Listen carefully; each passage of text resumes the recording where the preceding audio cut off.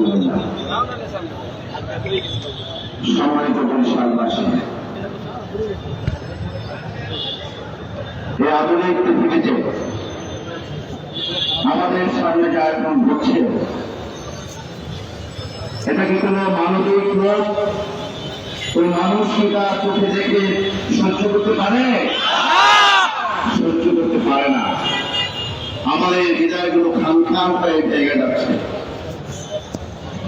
আজকে ফিলিস্তিনে আমাদের ভাইয়েরা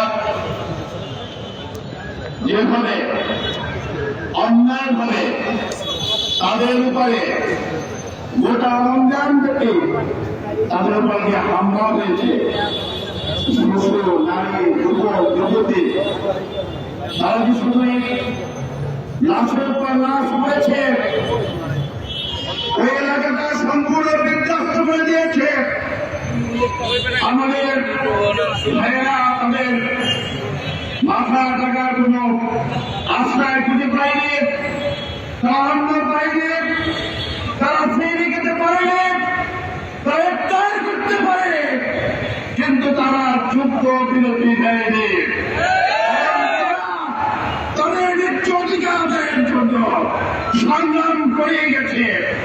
আমাদেরকে এই শহীদ হয়ে জানান দিয়ে গেছে, মোটামুটিদের ঢুকতে রক্তবদ্ধ হও আর ইহুদিদের ঢুকতে ঢুকে নাও। এই পৃথিবী মানবতার জন্য, মানবিক মানুষের জন্য, এটা কোন সাম্প্রদায়িকতার জন্য নয়।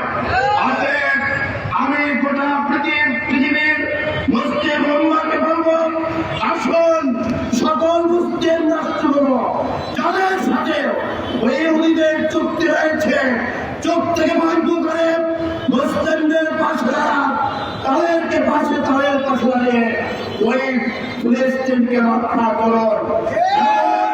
জাতিসংঘ সহ সকল মানবিক সংগঠনকে বলবো, চুপ থেকে নয়, আপনার মানবিক কাজ করুন, তাদের পাশে দাঁড়ান।